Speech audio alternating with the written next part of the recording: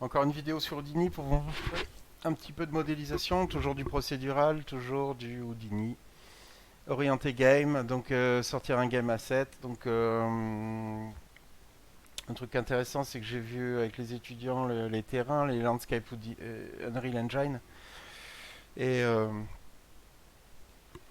la problématique, c'était de voir souvent comment créer les petites falaises, donc comment finalement connecter sur le terrain des mèches qui vont faire des plateformes rocheuses. Et donc je prenais le cas d'une falaise éventuellement, donc de la roche, quoi, hein, tout simplement. De toute façon, le tuto, vous pouvez l'adapter à beaucoup d'éléments d'enviro de type roche en travaillant un peu sur les noises. Donc voilà un flow qui, je pense, est assez efficace. Bien, donc on va commencer et toujours la première chose à faire, c'est de commencer par un shape 2D, donc pour leur donner une allure. Parce que par exemple, si vous voulez faire une porte, c'est mieux de commencer par un plan, parce que vous pourrez récupérer le contour pour éventuellement faire du scattering d'objets, hein, disperser des objets sur ce contour. Donc vous aurez en fait le contour de la forme. Alors si vous partez en volume, c'est plus compliqué, hein, ça se fait aussi, mais c'est plus compliqué de récupérer le contour à partir du volume.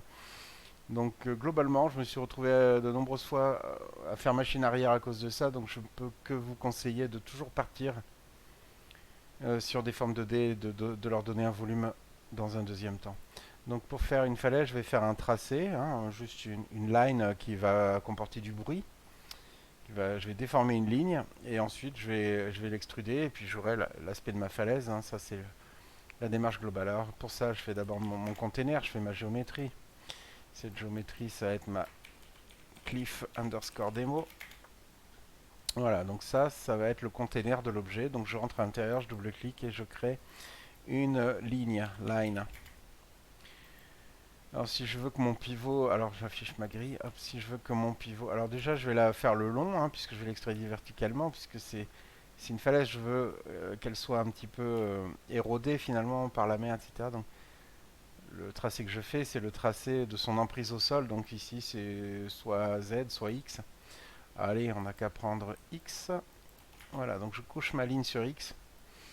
Je vais afficher les points, peut-être qu'on la verra mieux, même les index, juste pour la lisibilité. Donc première chose, elle part de l'origine, elle a une longueur de 1, la longueur de la ligne, ok, on la voit bien.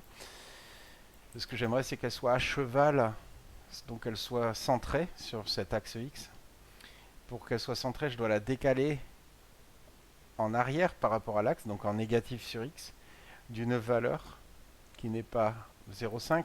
Effectivement, ça peut être 0,5. Mais si je fais 0,5, évidemment, c'est une donnée statique. Si j'agrandis la ligne, il faudra que je modifie la donnée. Ça, c'est pas procédural. Procédural, ça veut dire que on, on connecte des propriétés ensemble. On va dire que donc le décalage de l'origine est fonction de la longueur. Donc on copie la longueur, clic droit, copie paramètre. On la met dans l'origine X, on enlève le 0, on paste relative référence. On vient de coller la référence et on la divise par -2, donc on en prend la moitié et en inverse pour partir en arrière sur l'axe X. Et la ligne est calée, et elle est calée en toutes circonstances, quelle que soit la longueur de ma falaise. Alors, bah, je sais pas, hein, qu'à partir sur 2, tiens, je vais prendre un truc qui est une valeur qui n'est pas un entier, mais il n'y a, y a aucun problème avec ça. Donc, première chose, bah, si je veux déformer la ligne, il faut que je la subdivise, donc je pourrais le faire ici, mais ça, c'est pas une bonne pratique. On laisse 2 points et on fait un node dédié à ça, resample, qui lui va me permettre de rajouter des points de plusieurs manières, soit en considérant ici que je spécifie l'espace, la distance entre chaque point, c'est donc la segment length, la longueur. Donc là, si j'augmente la longueur, hein, ça diminue les points. Plus je la diminue, évidemment, plus ça en ajoute. Moi, j'aime pas trop travailler avec une échelle de longueur. Je préfère travailler en nombre de points. Donc je décoche ça et j'active le maximum segment. Et je vais faire une vingtaine de points. Je pourrais le modifier après si besoin. Et tout de suite, je sauvegarde. Alors,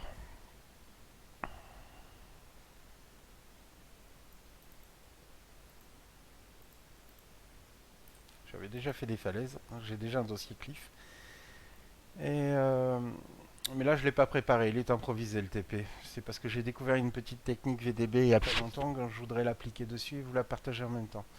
Avec une grosse certitude que ça fonctionne du premier coup. Et ça, on va le voir bientôt. Donc Resample permet donc de rééchantillonner, ok c'est bon. Alors regardez, le résultat, ça va être d'extruder.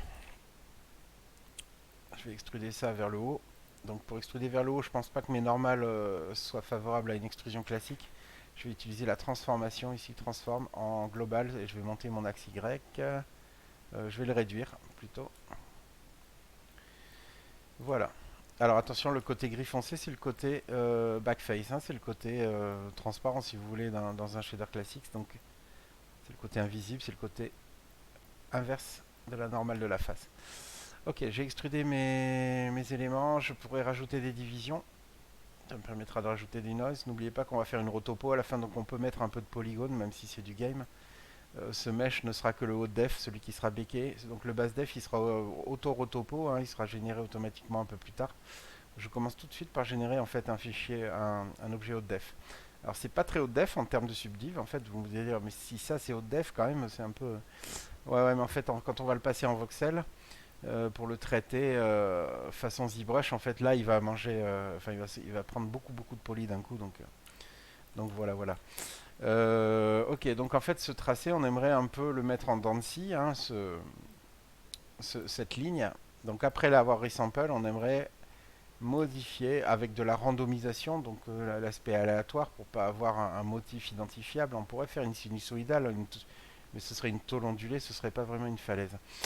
Donc je vous propose de faire un point vob personnalisé. Un point vob c'est donc un modifieur dans lequel on peut écrire son propre traitement.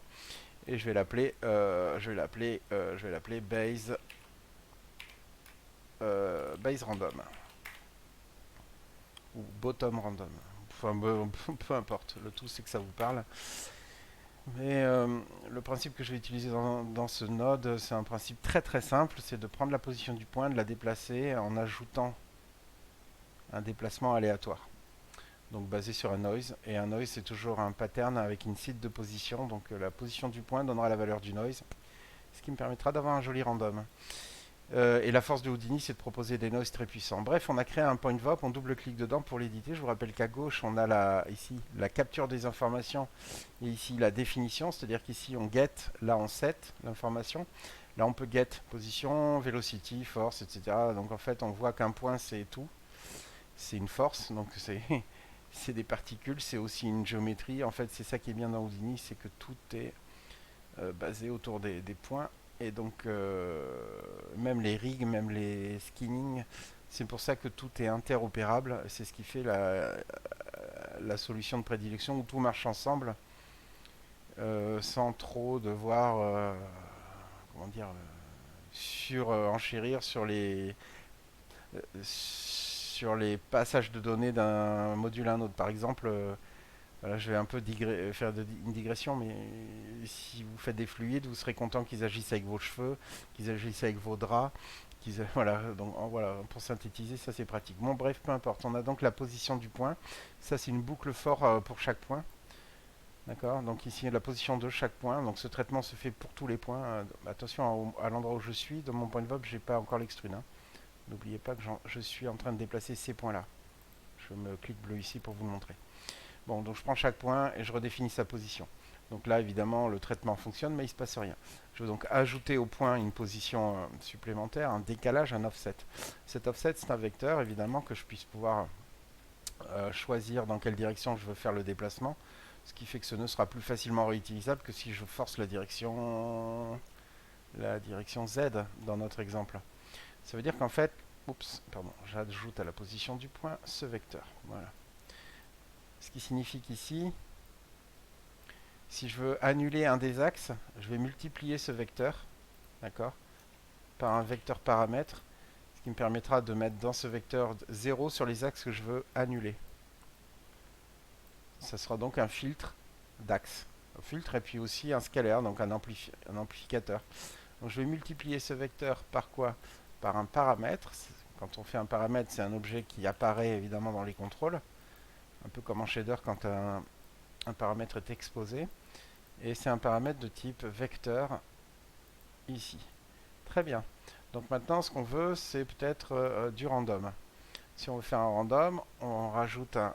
Bon, on peut taper rand et on trouve... on peut taper noise. On fait un bruit pour avoir du random. Bon, l'anti-alias, enfin, il y en a plein. Moi, je vous laisse tous les essayer. L'anti-alias, on prend la position du point, on sort la valeur ici, on l'injecte dans les trois axes. Hein, donc en fait, on crée un vecteur qui déplace sur x, y, z, et c'est grâce à celui-là qu'en fait on coupe, on éteint la valeur sur chaque axe en multipliant éventuellement par 0. Mais ce qui nous permet de doser finalement sur chaque axe dans la pratique.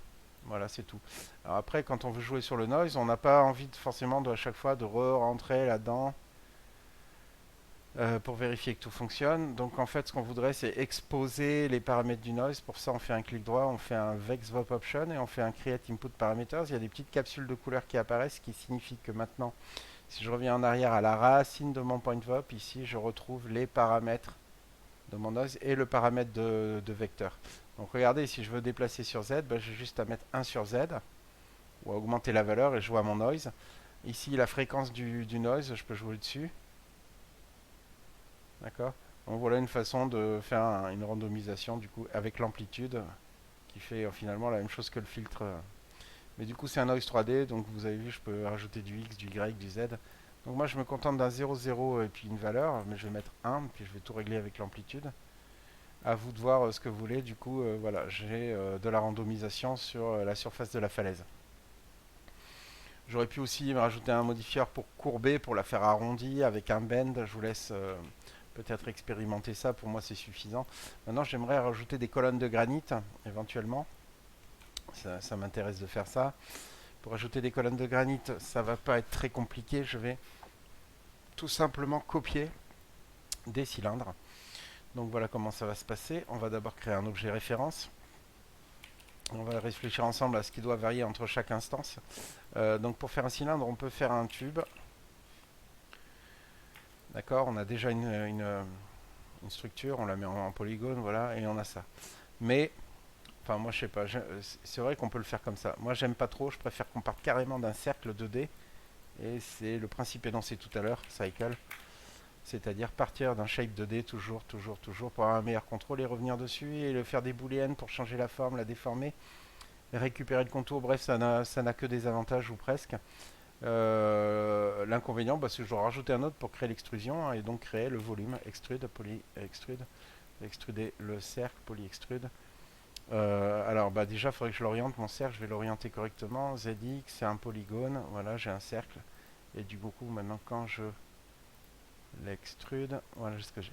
Donc voilà, avec deux notes, j'ai la même chose que tout à l'heure, mais du coup, je pense que c'est plus paramétrable au niveau du cercle. Donc ce que j'aimerais sur chaque colonne, c'est qu'évidemment, je puisse faire varier la taille, que je puisse faire varier la hauteur. C'est le minimum.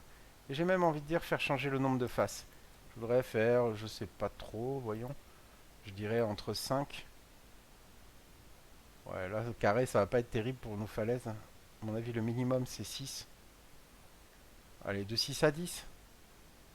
Voilà, entre 6 et 10 ou 11, enfin de toute façon ce sera paramétrable et complètement rééditable. Donc, mais je pars sur des valeurs quand même pour mon test.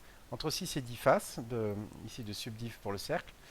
Et si les altitudes, on dosera, mais on voudrait qu'elles soient random, donc avec des pics rocheux plus hauts que d'autres. Attention, à l'heure actuelle, mon truc est, cette colonne est énorme, mais c'est pas très grave. On va pouvoir doser ça après.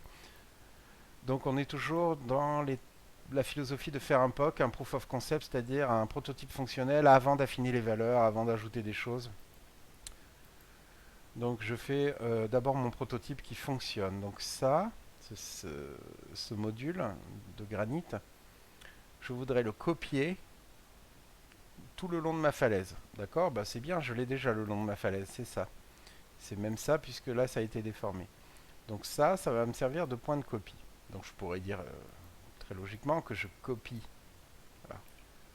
Tout de suite on va mettre un copy stamp parce qu'on va vouloir faire varier les états de l'objet copié. Hop, copy stamp. Donc je copie cet objet dans le node gauche sur ces points-là. Alors là ça marche, mais c'est un peu sale parce qu'il y en a un sur chaque point, etc. Donc déjà, première chose, j'aimerais qu'il y ait moins de points. Donc je voudrais éliminer des points. Donc là, je vous invite à faire ce petit point wrangle que j'utilise très très souvent, qui consiste à dire qu'on enlève des points au hasard, avec une simple expression, si, ouvrez la parenthèse, if, ouvrez la parenthèse. Hein. La condition, c'est que une valeur aléatoire, rand, donc random, avec à l'intérieur l'acide, hein, la graine d'aléatoire, arrobase ptnum, le numéro du point, ce qui signifie que j'aurai donc un random différent pour chacun des points. Donc voilà, j'ai un random qui est basé sur l'index de chaque point. Super, et je vais regarder s'il est supérieur à CHF, donc c'est un petit contrôleur slider qui me propose de sélectionner un float. Et donc là, ça va être un seuil, je vais l'appeler threshold, je l'appelle comme je veux. Voilà, je fais, et ensuite une accolade qui ici, évidemment, si vous avez un peu l'habitude des expressions ou de la programmation, hein, vous savez que if, la condition, et ensuite les instructions, les actions qui sont ici dépendantes de la condition, donc ils vont s'exécuter si la condition est remplie. Donc si la condition est remplie, j'enlève le point, remove point, entre parenthèses. Donc remove point, je vous invite à regarder la doc, mais c'est la géométrie dans laquelle on l'enlève, c'est la géométrie 0, c'est la ligne dans laquelle on se trouve, il n'y en a qu'une, virgule, l'index du point, arrobas ptnum, celui qui est en cours de traitement. Il y a un truc à savoir, c'est que un attribut de Wrangle, c'est une boucle, hein, donc ça c'est pareil que dans le point VOP. Cette instruction, elle s'exécute pour chacun des points. Premier point, est-ce qu'il est supérieur, oui ou non, je l'enlève ou je l'enlève pas. Suivant et ainsi de suite jusqu'au dernier. Voilà, bah c'est fini. Donc à partir du moment où vous avez fait un CHF, il faut cliquer là pour le générer. Ça vous a créé ce petit slider. Et normalement, en l'augmentant comme ça permet de voir fonctionner. Donc là, si j'active mon node, on voit que j'ai fait une erreur, j'ai oublié le point virgule. Voilà, hop. Ok, donc vous voyez que maintenant, si je joue sur mon threshold, j'enlève des points au hasard sur ma structure. Alors j'aurais pu en enlever 1 sur 2, j'aurais pu en enlever 1 sur 3, 1 sur 6. C'est une autre méthode, mais ça m'aurait fait un pattern rythmique, hein, 1 sur 2, 1 sur 3, 1 sur 6, quand même ça fait des espaces constants.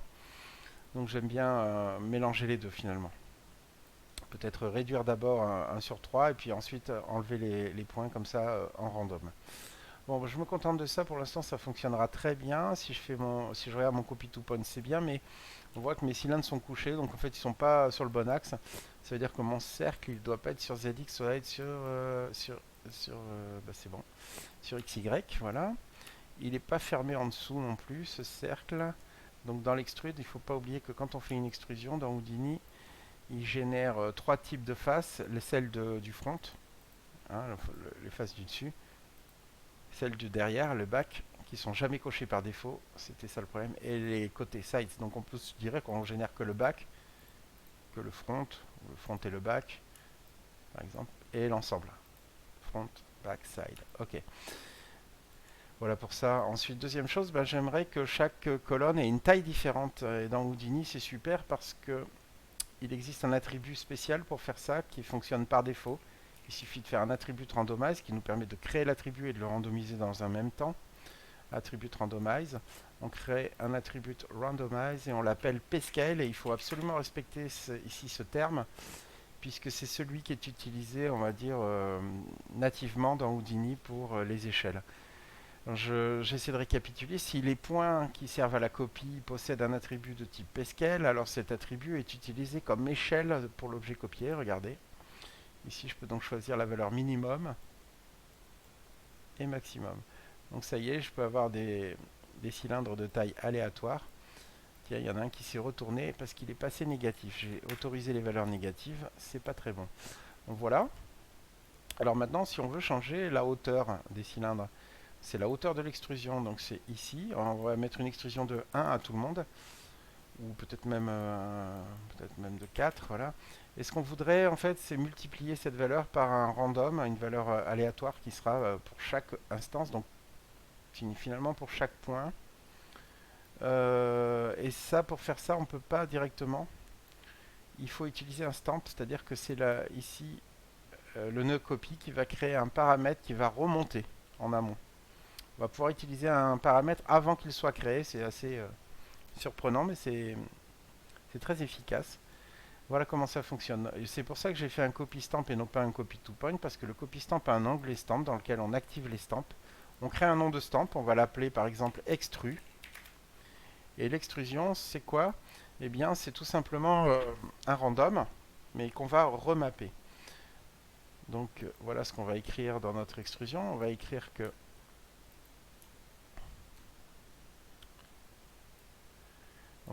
la valeur d'extrusion, c'est un random, donc c'est un rand avec une seed. Il faut que chaque point, enfin chaque cylindre, c'est pareil, hein, il faut que chaque cylindre et une valeur différente. Donc on va lui dire d'utiliser l'index du point, pt_num, puisque c'est une valeur qui change, hein. Le premier point de la ligne c'est 0, le deuxième c'est 1, et ainsi de suite.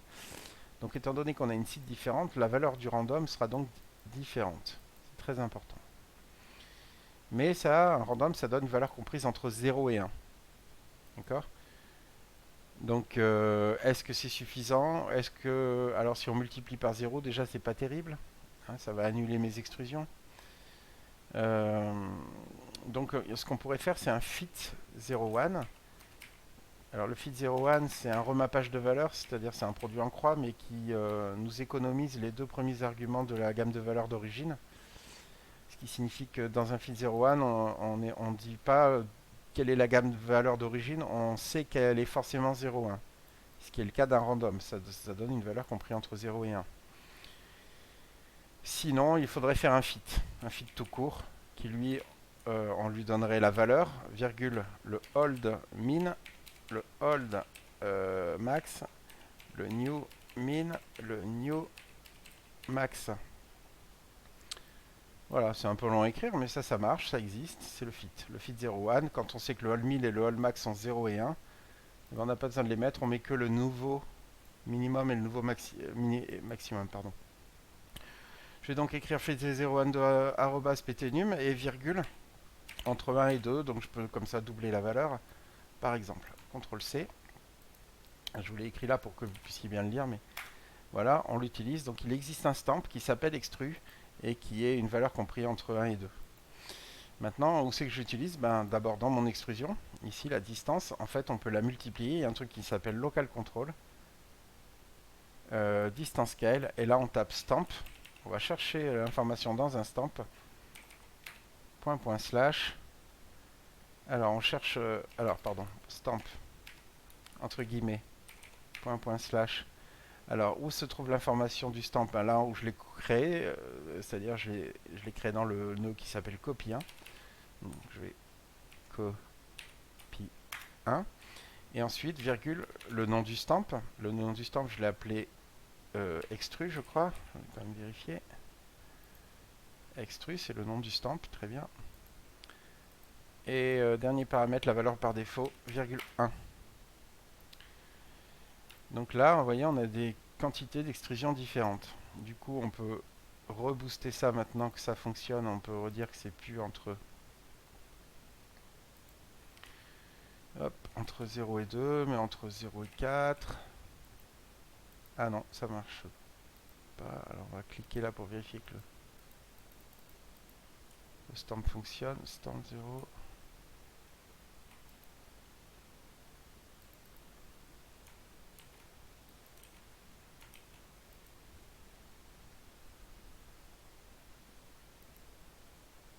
Stamp.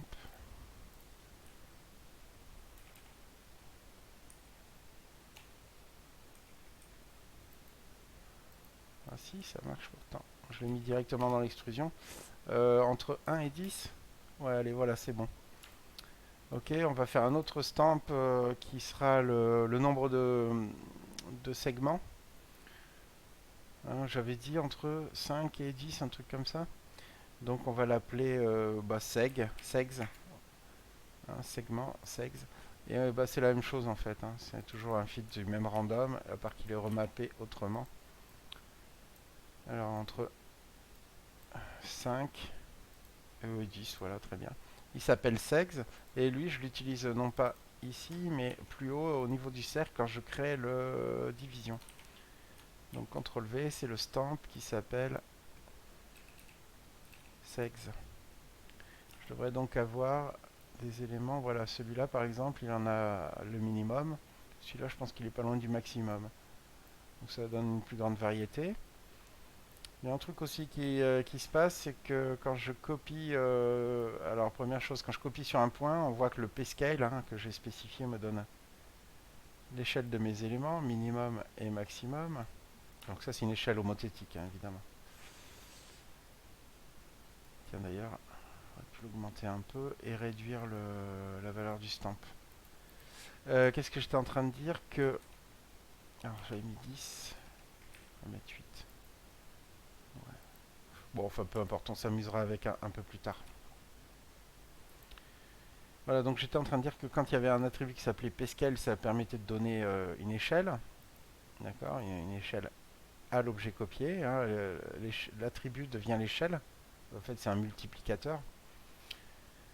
Mais il y a une autre chose, c'est que la normale du point donne l'orientation. Alors, regardez ce que ça donne. Alors, on va vérifier, je suis pas sûr d'avoir des normales. Parce que là, en fait, finalement, j'ai de la chance, voilà, j'ai beaucoup de chance. Donc, première chose, on va créer un attribut create, juste pour vous montrer. Je l'appelle n. Voilà, je crée une normale, c'est un float sur 3, hein, sur une size 3, x, y, z. Et hop, regardez le résultat. Donc là, si j'augmente la valeur sur x, sur y, sur z, d'accord, vous voyez très bien que ça oriente les objets. Donc par exemple, j'y mets un, puis vous voyez, si je bouge mon x, voilà, en fait, vous voyez peut-être pas, mais si on affiche les normales, vous les voyez ici maintenant. Ça, c'est ma normale. Donc je vais la mettre parfaitement verticale, 0, 1, 0. Normalement, on est censé, je vais vous montrer le flow le plus efficace, hein, c'est-à-dire créer le up vector pour être sûr d'en avoir un.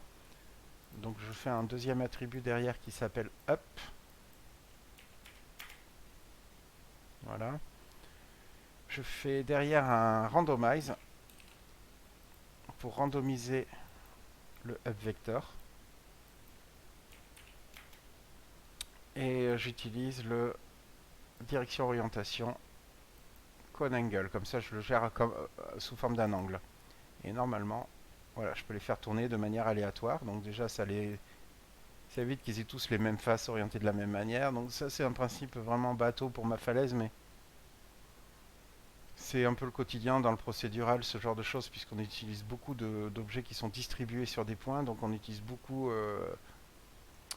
les matrices de transformation sur les normales pour pouvoir obtenir des patterns de distribution, ce genre de choses, des orientations.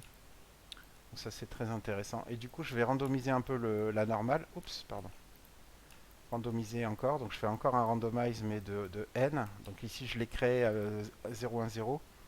Et ici je le randomise. Donc je le randomise en normal par contre, en uniforme continu. Et je veux que ça puisse aller à droite ou à gauche, entre moins 1 et 1 sur chaque axe. Donc là, c'est énorme parce que moins 1 c'est le maximum, hein, c'est normalisé, la normale est normalisée. C'est un peu bête à dire ça, mais c'est la vérité. Donc du coup, ça fait que je peux aller d'un extrême à l'autre extrême en random. Donc voilà ce que ça donne, c'est le chaos total.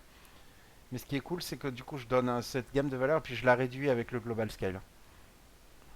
Ou pas. 0. Qu'est-ce que j'ai fait? C'est bien attribut randomize de n. Ah oui, pardon. Alors cet attribut, il ne redéfinit pas la valeur. Il s'ajoute à la valeur déjà existante. Donc c'est pas un set value, puisqu'il existe déjà, l'attribut a été créé là. Ici, je ne fais qu'ajouter ou multiplier, ou soustraire, maximum, minimum, multiply. Là, je vais ajouter une valeur. Et là, je vais jouer tout doucement sur mon slider. Et alors bon, le Epic en granit, c'est quand même pas souvent non plus trop en comme ça, méga random. Donc c'est très léger. Vous faites ce que vous voulez après, c'est vous qui serez créatif avec ça. Mais voilà, première chose, voilà ce que je peux obtenir. Donc du coup, là je trouve que quand même, ils sont un peu gros, mais donc mes cylindres de granit en radius. Donc je retourne ici, je réduis un peu le radius des pics. Bon, voilà. Je peux m'amuser sur le wrangle qui détruit les points pour en remettre plus, en enlever. D'accord. Hop, je vais en mettre. Voilà, comme ça. Et puis il monte un peu haut, il monte vraiment trop haut, donc je peux aussi doser mon extrude. D'ailleurs, je peux ici aussi d'ailleurs diviser ma distance par 2 si j'ai envie si je veux pas retoucher à mes randoms par 1.5 par exemple. Voilà. Bien. Donc au final, on se retrouve avec un plane un petit peu torturé et de l'autre côté ces espèces de deux cylindres qui seront mes futures colonnes de granit. Alors attention, pour l'instant c'est assez rigide, c'est assez low poly tout ça. Ça n'a pas vraiment d'importance, vous allez vite voir après pour quelle raison. Donc là, ce qu'on va faire, c'est qu'on va d'abord merge tout ça, puis on va donner un peu plus de noise, un peu plus de déformation à l'ensemble. Un petit CTRL S. Ok, je merge l'ensemble, voilà, ma falaise plus mes pics de granit, ils sont juste combinés hein, à la manière de Maya qui combine. Ils sont ici simplement comme groupés ensemble avec le merge. Super. Donc, étape suivante. L'étape suivante, ce serait de dire que je mets plus de noise. Alors si je mets plus de noise sur ma falaise, pas de problème. Sur mes cylindres, il n'y a pas assez de subdiv. Donc quand j'extrude mes cylindres, ici dans division, je vais en rajouter un peu pour qu'ils puissent mieux se déformer. Je vais utiliser un mountain très léger, très léger. Le mountain, c'est un peu violent par défaut. Voilà, vous voyez ce que ça donne. Mais vous comprenez qu'on va s'approcher rapidement du résultat. Hein. Donc comme je montagne l'ensemble, en fait, ça crée une espèce d'accord. C'est-à-dire aux endroits où ça pousse à la fois sur le plane du fond, mais sur le cylindre qui est posé devant. Donc ça, c'est important, je pense. Et du coup, je règle mon amplitude, je la réduis un peu. Je veux un peu de randomisation, mais ça ne doit pas être trop excessif non plus. Voilà, je vais me contenter de ça, c'est très bien. Une deuxième chose, non, bon, c'est bon, on va partir là-dessus. Mais avant de faire des voxels, en fait, ça va pas marcher. Alors, ça va marcher pour les cylindres parce que ce sont des formes qui sont fermées. D'accord? Elles sont fermées en haut et en bas. Or, un plane, bah, c'est une forme ouverte. Ce n'est pas un volume. Donc, quand je vais vouloir faire mon VDB, mon voxel, qui doit être un volume, n'oubliez pas que quand vous faites des polygones, vous faites des coquilles. Vous faites comme des coquilles d'œufs vides. Et que quand vous travaillez en voxel, vous travaillez avec des volumes. C'est-à-dire des formes qui sont remplies de matière. Donc attention, on ne peut pas faire un VDB sur le plan du fond. Donc le plan du fond, avant de le merge, je vais rajouter un extrude. Et pas un extrude classique, je vais faire l'extrude volume. L'extrude volume, il sert vraiment à ça, à faire le raccord. Et donc c'est du Z, X, Y, 0 et Z1. Non, Z-1, pardon, dans l'autre sens. Voilà ce qui m'a permis de faire ce extrude volume. Ok, let's go. On passe en VDB. Alors c'est là qu'on passe en voxel. C'est là qu'en fait la magie prend forme, on va dire, puisque en VDB tout va fusionner, ça va faire un effet de soudure des éléments qui sont euh, les, euh, les cylindres et la falaise. Tout va être comme une booléenne si vous voulez, mais vous allez voir, ça peut faire un effet intéressant et c'est pour ça que je vous le montre aussi. Donc d'abord on fait un VDB from polygone, c'est-à-dire à partir de polygone on crée un voxel. Donc ce que vous voyez, c'est assez bizarre au début, hein, la première fois qu'on voit ça, mais imaginez que c'est que des petits points, des voxels, hein, donc des petits points, une grille comme dans Minecraft, hein, comme voilà, des voxels, plein de petits points. Et pour qu'on puisse les voir, sur chaque petit point, il y a un quad qui est en billboard, qui fait face à la caméra. Vous le voyez sûrement sur celui-là. Donc c'est pour ça que ça fait cet effet de facette.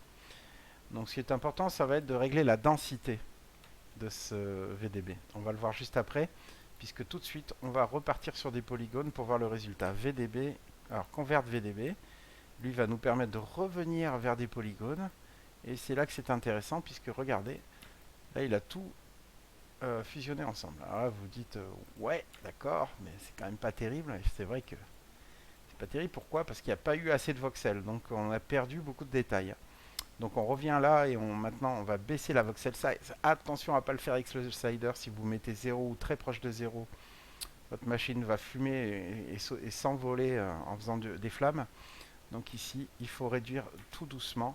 Donc vous voyez 0, 0, 1. Vous voyez la différence. Là, j'ai une bonne conservation des détails. N'ayez pas peur des polygones, vous qui venez du temps réel. C'est la version haute def. Mais ce qu'on voit, c'est que ça fait un petit effet hard surface. C'est assez intéressant. Vous voyez, ça va mettre en valeur les edges. Et ça c'est cool. Et d'ailleurs c'est pas très grave si vous ne le voulez pas puisqu'on va pouvoir après polir les edges à la manière d'un trim dynamique de ZBrush. Mais aussi faire des booléennes et c'est là que on enchaîne sur ce truc là. CTRL S. Donc maintenant, tant qu'on est en VDB, dans cet espace entre la création du VDB et la reconstruction des polys, je vais faire un petit traitement. Je vais faire un traitement qui va abîmer la falaise et les collègues. Donc ce que j'aimerais, c'est coloniser ma falaise avec des petits morceaux de rocher et me dire et après m'en servir pour éroder les voxels, le VDB. Donc ça c'est une technique que je l'ai pas mise au point en fait, je l'ai trouvé dans un tuto pour toute autre chose, mais en l'appliquant sur les rochers, il se trouve que ça marche bien. Donc il y a deux choses intéressantes en voxel hein, pour faire du traitement érosion, abîmé, hein, un peu le edge damage, etc. C'est le VDB reshape et le VDB fracture. Alors allons-y. D'abord, il faut créer les éléments qui vont participer à l'érosion. Ces éléments, vous allez les trouver sur la façade. D'ailleurs, on peut les mettre partout, hein, ça n'a pas d'importance. Donc, c'est des petites pierres en fait qu'on va scatter, qu'on va positionner sur toute la surface. Donc, la surface, on l'a où à partir du mountain, on l'a la surface ici. Donc là, on va scatter. Scatter, ça génère des points sur cette surface. Voilà, ça a généré des points. Alors il y en a 1000, c'est peut-être beaucoup, je sais pas, on va voir. Et qu'est-ce qu'on va mettre sur ces points? On va copier dessus, copy to points. Copy to points, si vous n'en faites pas 2000 par jour, je vous le donne en 1000. On va copier, je sais pas, des petites sphères par exemple. Alors on va faire sphère. Alors la petite astuce, c'est qu'on va faire une sphère en polygone hyper basse def. Donc en frequency 1, regardez. Voilà, ça c'est la sphère la plus light qu'on puisse créer. Je vais la copier sur tous les points. Voilà. Elle est trop grosse, cette sphère. Et surtout, je voudrais pas qu'elles aient toutes la même taille. Donc très important, je vais faire un attribute pscale comme tout à l'heure en fait. Même principe. Donc un attribute randomize sur chaque point qui va jouer sur l'attribut pscale. Et du coup, je vais pouvoir réduire la valeur de cet attribut. Puis vous voyez, j'ai des grosses sphères, des petites sphères, etc. qui sont disséminées sur la surface. Le terme c'est scatter. Distribution. Très bien. Qu'est-ce que je fais à partir de ça? Comme je travaille en VDB, il me faut un VDB de ce truc-là. Pour l'instant, c'est une copie d'objet polygone. Donc là, je fais une conversion VDB. VDB from polygone. Mais avant, ça ressemble trop à des sphères, si vous voulez. Partout, on va voir que c'est des sphères. Donc je vais un peu les torturer, ces sphères, avec un mountain pour donner du noise. Regardez, hop. Alors attention, je vais baisser un petit peu l'amplitude de ce noise et surtout baisser le pattern rythmique d'échelle. Voilà, et je rebaisse un peu ça. Voilà, là ça fait plus, c'est plus randomisé hein, sur les points, les sphères sont un peu déformées. Avec ça, je crée un VDB. Donc ça y est, je clique là et normalement, voilà, j'ai une surface VDB. Mais en fait, ici, ce qu'il faut, c'est pas vraiment un volume VDB, mais ici, non pas un distance VDB, mais un fog, c'est-à-dire, regardez, un brouillard de VDB. Et ce brouillard va me servir à faire mon VDB reshape SDF. Voilà, donc je mets la surface que je veux déformer à gauche, le brouillard à droite, et normalement, on va le voir peut-être mieux sur le résultat. Bof, pas terrible. Alors, le VDB en dilatation. Masque alpha. Je vais augmenter l'offset pour voir. Alors, je suis en dilatation. Je vais faire de l'érosion. Voilà, c'est bon. On voit mes sphères qui creusent la surface. Donc là, ça me permet du coup... Alors, attendez. Je pense qu'ici, je suis pas sur une densité suffisante. Je vais rajouter plus de densité. Voilà.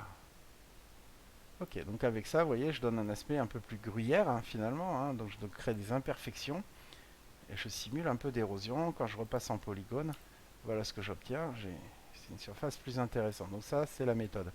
Globalement, vous pouvez aussi vous amuser, après avoir fait le mountain, à faire des transformations pour étirer les sphères.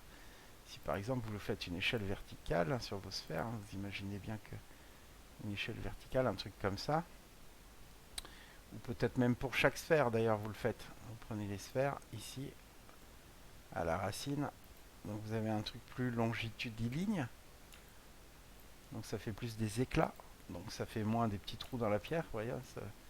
Donc c'est à vous de jouer avec. Vous pouvez combiner des sphères, des cubes, des trucs, des je ne sais quoi d'autre. Ça offre un champ de possibilités, on va dire. Ok. Donc là, on a converti en VDB, on est pas mal. Deuxième chose, il y avait le VDB avant de repartir. Toujours pareil en conversion. Le VDB fracture qui va nous permettre de casser des petits morceaux. Alors attention, celui-là, il est un peu délicat à gérer. Le VDB fracture, on pourrait y jeter. Alors, alors celui-là, peut-être que je vais le mettre du côté gauche. Puis là, c'est le côté droit, donc je vais récupérer toujours le mountain. Pour le fracture, alors il me faut un peu plus de subdiv pour récupérer un certain nombre de edge, donc je vais faire une subdivision de surface. Je suis pas forcément obligé de lisser, hein, je peux rester en linéaire. Je vais rajouter deux subdiv, voilà.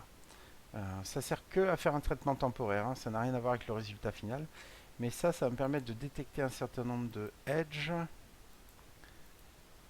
VDB, pardon, groupe. Je vais créer un groupe, je vais créer une sélection.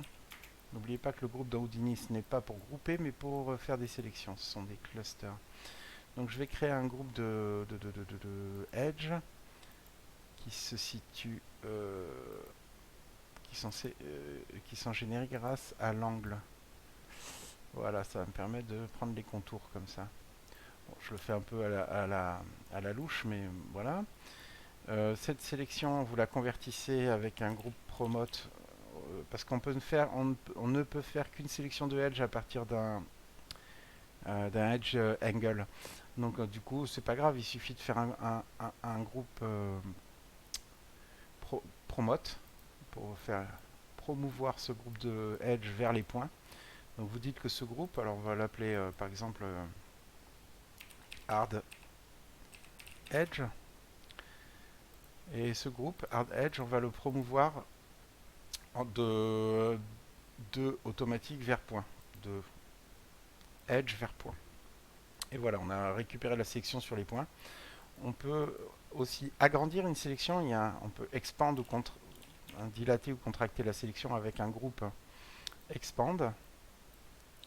Qui nous permet de, vous voyez, alors groupe expand. Il se base sur le hard edge. Et vous voyez qu'il peut, alors si on met 0, on est sur la sélection précédente. Prenez ce edge par exemple. Voilà, si j'augmente la sélection de 1, du coup, un à droite, un à gauche, voilà. Voilà, ça a propagé la sélection, ça a fait le gros selection de la plupart des packages 3D. Sur cette sélection de points, je vais appliquer un mountain. Donc je fais un mountain, hop, hop, hop, et je lui dis qu'il s'applique à hard edge. Et là, faut pas avoir peur, hein. Ça ressemble à rien, mais c'est normal.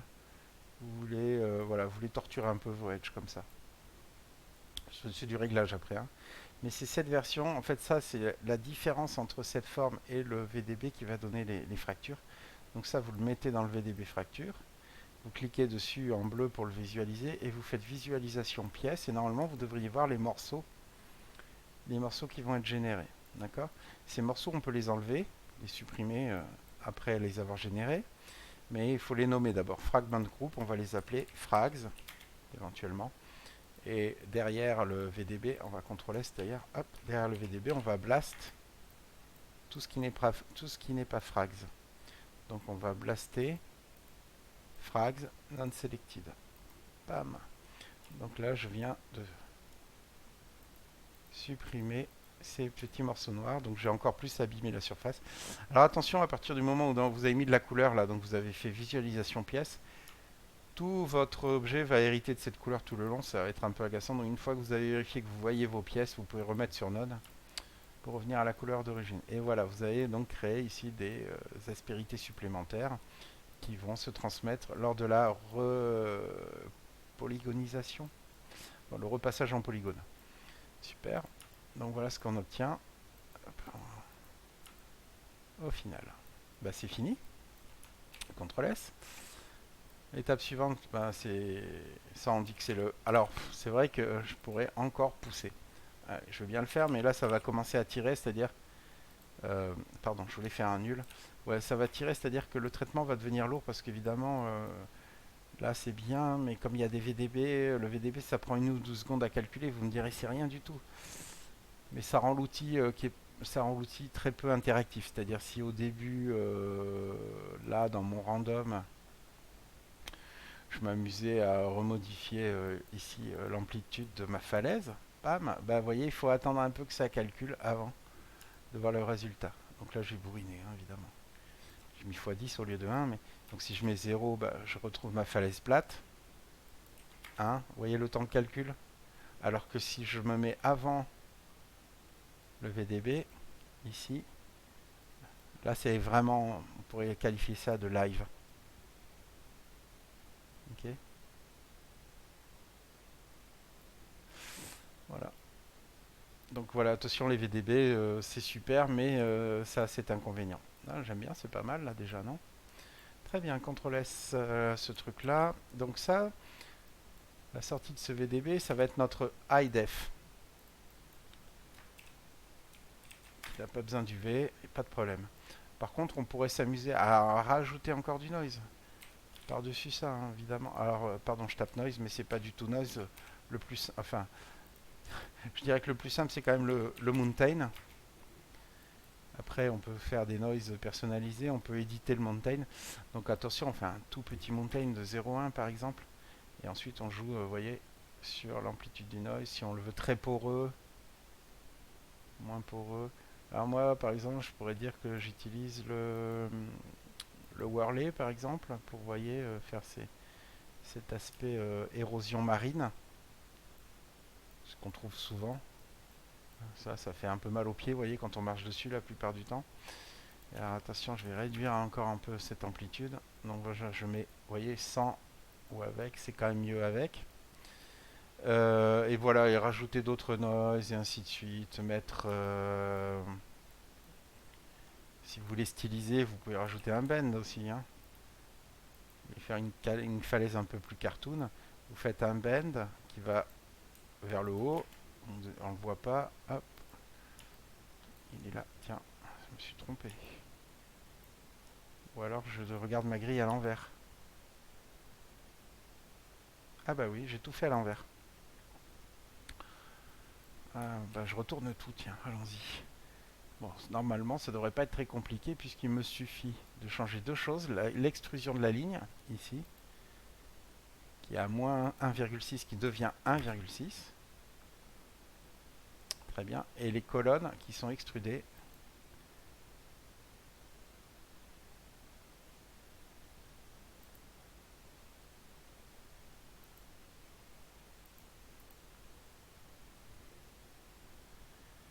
Sur le stamp. Alors bah là, du coup, je les passe en négatif. À moins stamp. Ok. Voilà. Tout est repassé en positif. Du coup, pour mon bend, normalement, voilà, il est axé sur le. Il correspond à l'axe du monde Y vertical, hein. Autant pour moi. Alors du coup, c'est la longueur du gizmo, c'est-à-dire la longueur de la portée. Vous voyez, c'est ça le bend, hein. Ça me permet de. Yaha, yoho. Donc ce que je voudrais, c'est finalement la portée de l'outil, c'est égal à la longueur, hein, finalement de ce truc-là. C'est ça la portée, c'est le capture length. Il doit être égal à la taille de l'objet en vertical. Donc pour ça, on peut le récupérer avec le bounding box. On fait bbox de, de moi-même 0,d underscore ymax. Et là-dessus, je suis sûr que la portée correspond. D'accord. Donc là, vous pouvez vous amuser du coup, vous voyez, à faire des falaises un peu plus stylisées, on va dire, avec soit le bend, soit, j'ai peur de voir ce que ça va donner, le twist. Bon, bof. Mais surtout, le tapeur. Là, le tapeur, ça peut être plus intéressant pour donner cet aspect. Ça, c'est peut-être pas mal pour faciliter les futures intégrations dans le terrain.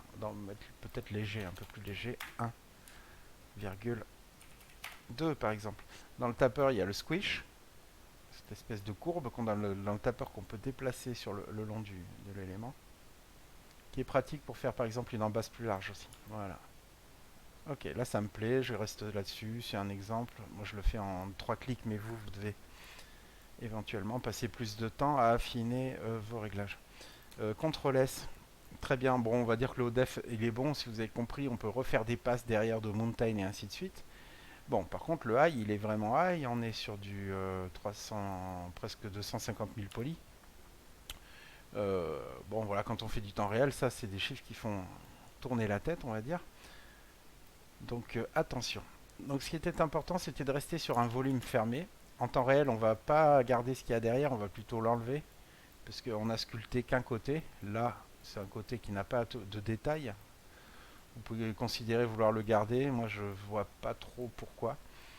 Donc première chose, je vais faire le base def et ensuite je vais recouper tout ça. Déjà, je vais enlever les faces qui sont sur le sol et je vais couper la falaise ici avec un clip.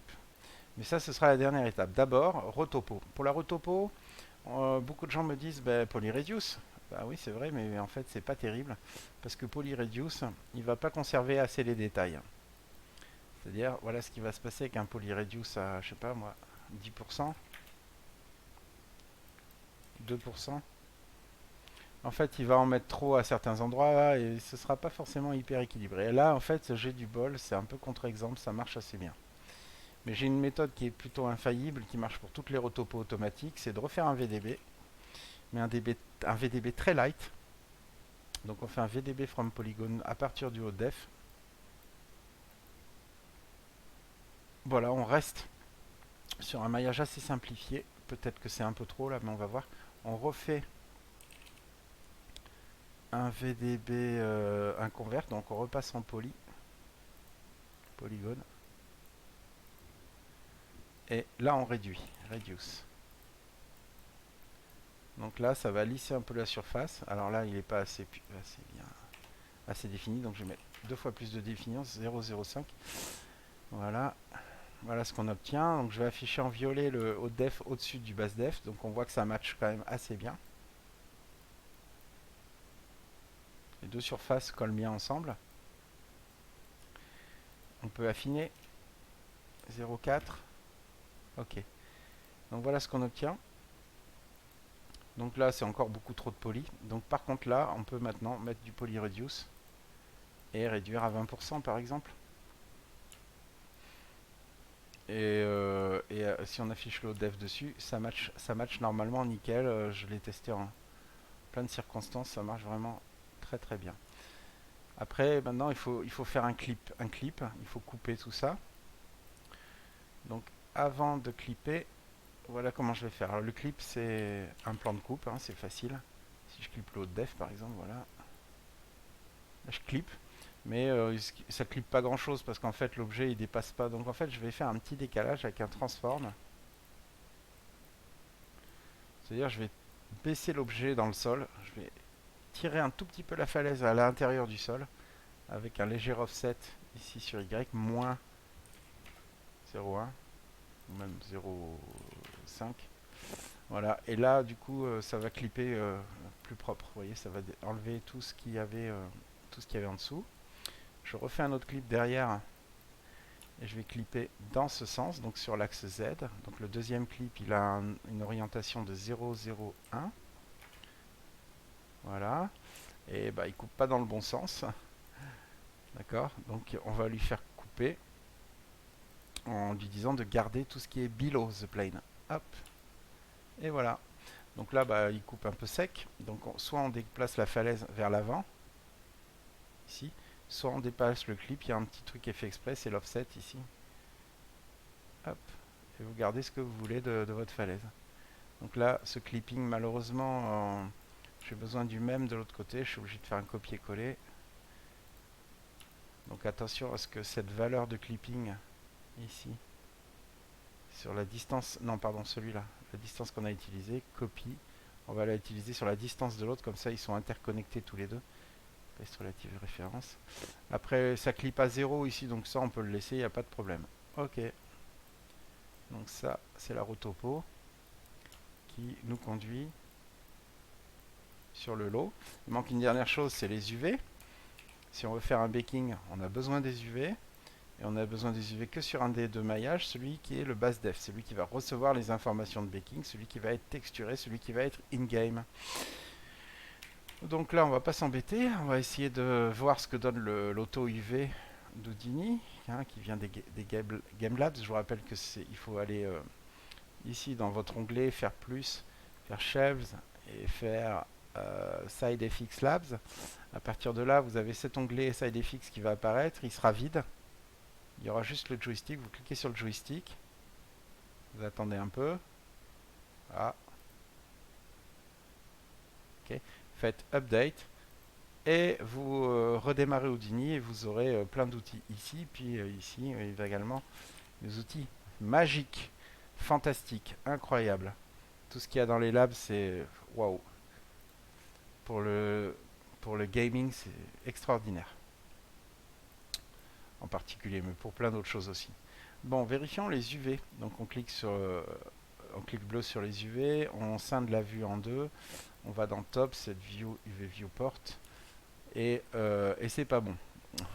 Alors c'est presque bon, mais on voit quand même des sales overlaps où il y a des faces les unes sur les autres. Si vous voulez, il y a des fois on les voit pas très bien, donc c'est toujours mieux de les détecter. Donc on fait ici UV Vertex, on va sur Display et on affiche Overlap, et on voit ces zones rouges qui sont des chevauchements, donc des zones qui auront la même projection UV. Et ça, c'est la fin du monde si vous les laissez. Votre baking ne sera jamais propre, vous aurez des artefacts, vous aurez que des problèmes. Euh, Ça va être un enfer. Un moyen très simple de régler ça, c'est de dire que dans l'auto UV, on lui donne un peu moins de tolérance. Attention, là c'est pareil, c'est un truc qui fait cracher si jamais vous mettez 0,0. Moi j'essaie de ne pas le manipuler à la main, ce truc là je le descends 0,4, 0,3. Donc ça fait plus de morceaux, hein, ça fait plus de chunks. Mais à 0,2, on n'a plus d'overlap. Par contre, on va faire merge. Comme ça, les petits morceaux vont être collés sur les grands.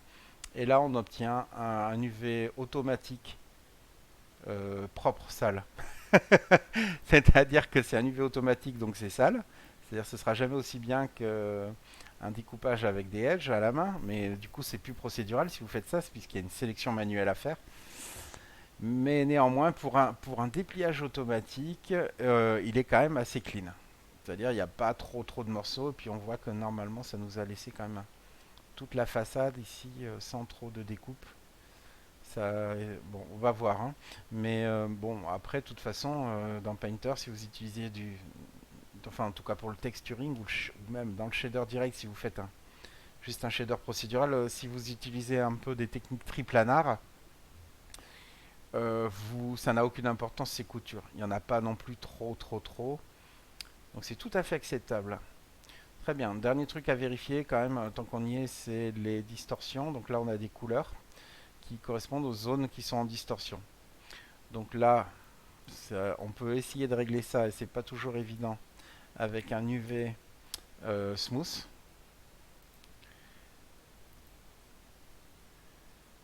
Qui est en méthode, alors je sais plus, scale ou curvature. C'est plutôt curvature.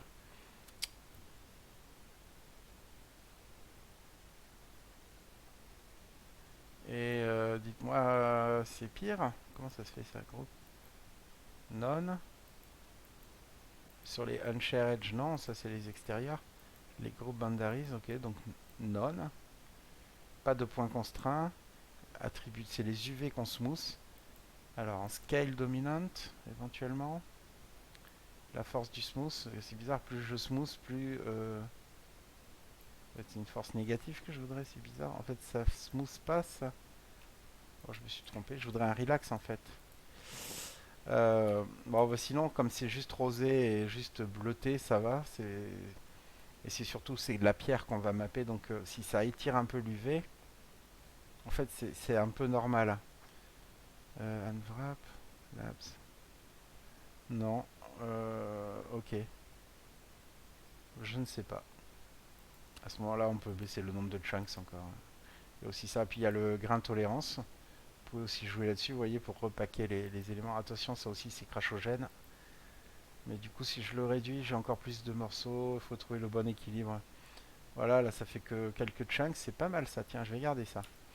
Bon, après, c'est pas sûr que ça marche avec toutes les falaises que vous pouvez générer avec l'outil.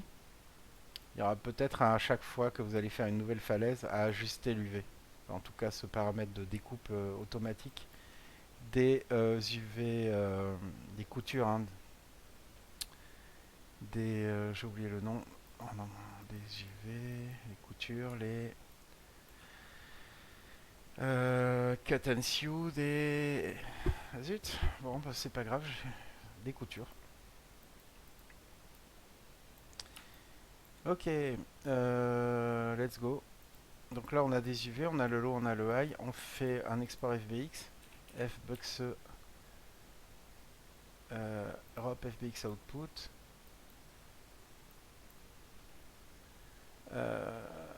Rock ou cliff demo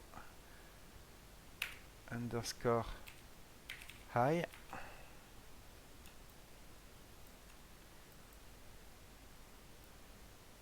Cliff demo underscore low.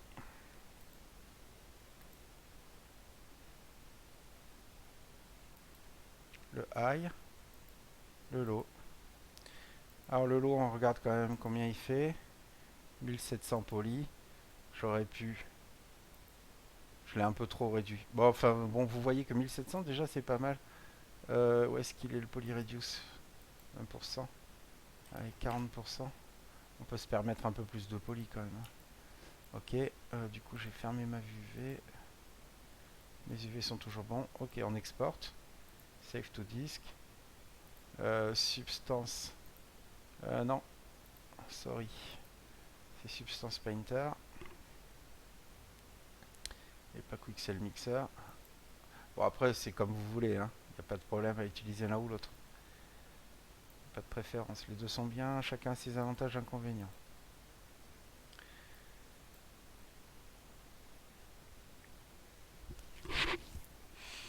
Mais en l'occurrence, là, j'aurais même plutôt une petite préférence pour Substance Designer, hein, pour faire une falaise.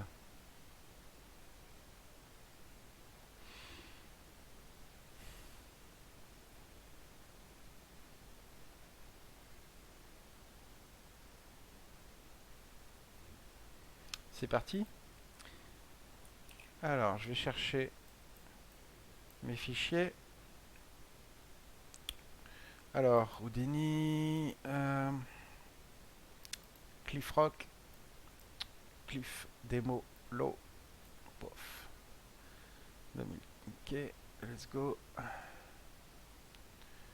Vérifier les UV, c'est les bons. Objet là. Il y a un smoothing par défaut. De toute façon, on va baker les UV. Donc, channel, bake, IRS, stone, cliff proc. Je me suis... Cliff demo, cliff demo low. High, pardon, haute def. Le high, 2048. Un peu de subsampling. Et puis je prends tout. Bon, la thickness, non. Hop, bec. Pas eu l'ID non plus d'ailleurs. Bon, c'est pas grave. Trop tard. Ok, ça bec. L'ambient occlusion. Ok.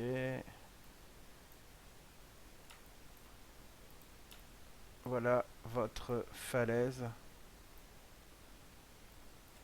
becquée. Hop, il n'y a plus qu'à mettre une petite couleur. Une petite couleur.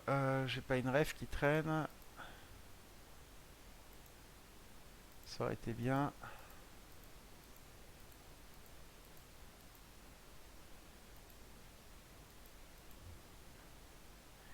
Non, j'ai pas de ref. Alors bah du coup, bah, je vais faire une falaise de granit. Hop, gris. Pas beaucoup de roughness.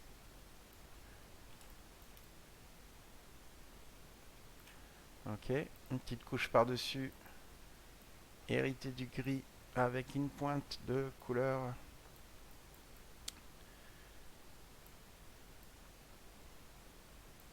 Très léger.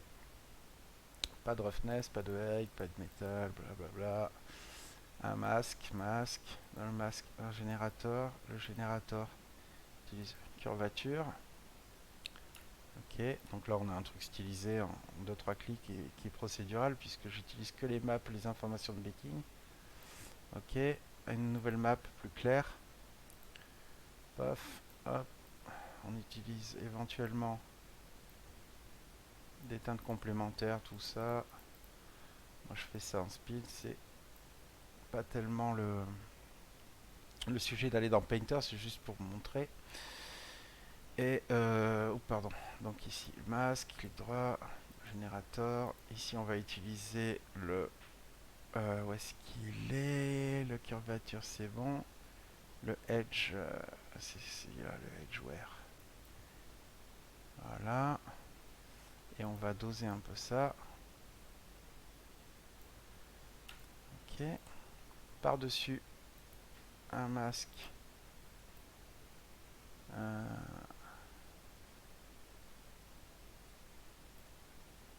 Non, ça va pas. Hop, gris. Ok. Hops. Ok, gris. Black mask. Voilà. Générateur. Générateur. Cette fois avec la position. La world. La world. La world. La world. La world. La world. Position. Position. Position. C'était celui-là. Yes, c'est bon. Ok, avec la balance, vous pouvez donc dire. Alors là, on va l'inverser pour que ce soit plus gris en bas qu'en haut. Invert. Donc là, vous pouvez du coup, vous voyez, doser un peu. Donc là, je vais rester sur une balance. 1. On va monter un peu le gris. Ok, on a ça. Mettre plus de contraste. Et mixer à ça une petite map procédurale. Donc on peut rajouter un paint. Pardon. Non, non, non, non, non. Fil. Un fil avec dans la grayscale une procedural map. Un noise en fait. Smart. Non, sorry. Procedural. Whatever. Par exemple, un spot. Voilà. On va vous faire des tâches. Là, avec ou sans. Et après, libre à vous de mettre ça en multi.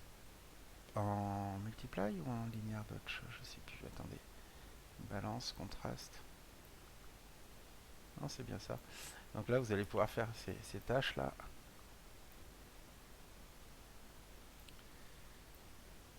En mettant un peu moins de contraste, en en mettant un petit peu plus.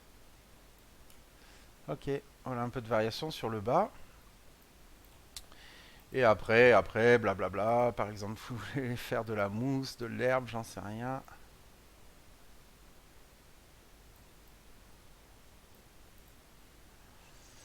Vous faites du verre, vous masquez, vous utilisez de nouveau le générateur et de nouveau, vous utilisez des informations du baking. Si vous utilisez le world space normal, par exemple, ça vous permet de mettre du verre que sur les surfaces, par exemple, qui pointent sur le world space normal. Où est-ce qu'il est? Top to bottom, et c'est ok, donc c'est y-axis, top to bottom. Et voilà, la balance. Ok, hop.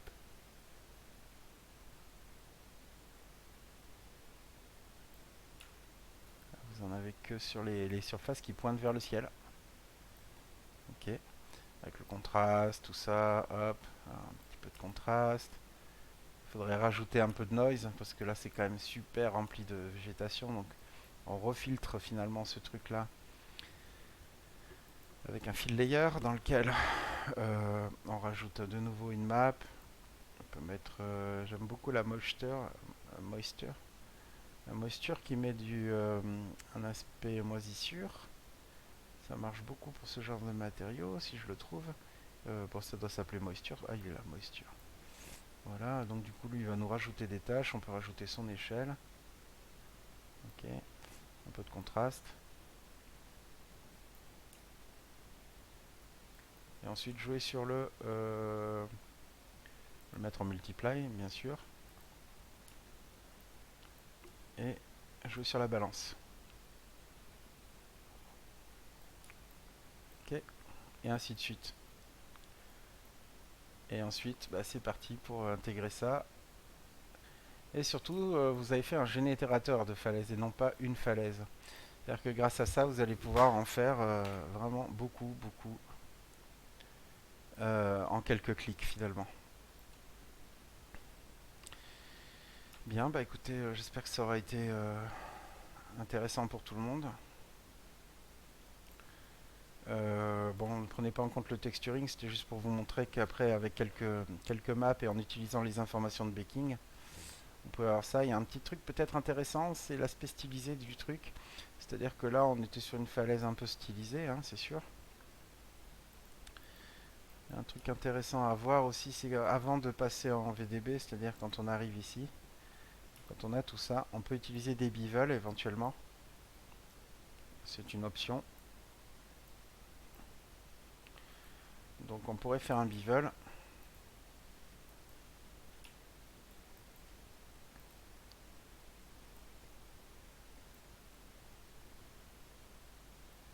Ok, bon voilà, si on fait des bevels, quel que soit l'endroit, hein, on a souvent cet aspect. Alors c'est intéressant les bevels tels quels, mais il y a un truc très très puissant. C'est dans Houdini, on peut dire que le bevel, il est ici scale par un attribute. Donc ça veut dire que si je crée un attribut avant, ici, un attribut randomize comme d'habitude pour qu'il soit aléatoire, c'est ça. Ça c'est très très intéressant de faire des. Alors on va l'appeler bev rnd underscore bev. Et rnd bev, c'est pour chaque point un attribut entre 0 et 1. D'accord? Pourquoi pas? Regardez ce qui se passe si j'utilise cet attribut ici, rndbev, que je viens de créer avant. En fait, ça fait des bevels qui sont ici asymétriques. Ça fait des bevels random. Et très très très puissant pour faire comme ça des chanfreins stylisés. Alors voilà ce que ça donne de base. Si on retourne pour l'affiner dans le randomize. Alors, oula, là j'étais un peu généreux quand même, faut pas exagérer. Je vais pas mettre 0, je vais mettre 0,2 par défaut. Voilà. Voilà ce que vous pouvez obtenir.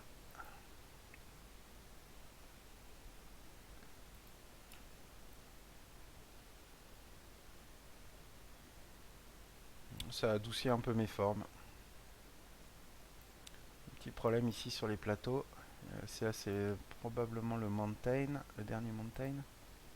Vrai, il est un peu fort.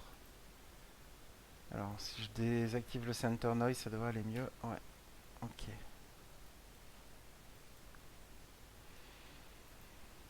Très bien. Voyons le base def qui a été généré. Hop.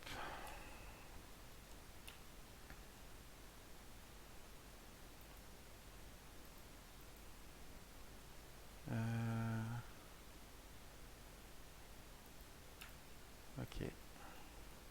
Après, il y a d'autres techniques encore plus intéressantes aussi au niveau du haut def qui est récupéré ici, après le VDB, avant qu'il soit traité.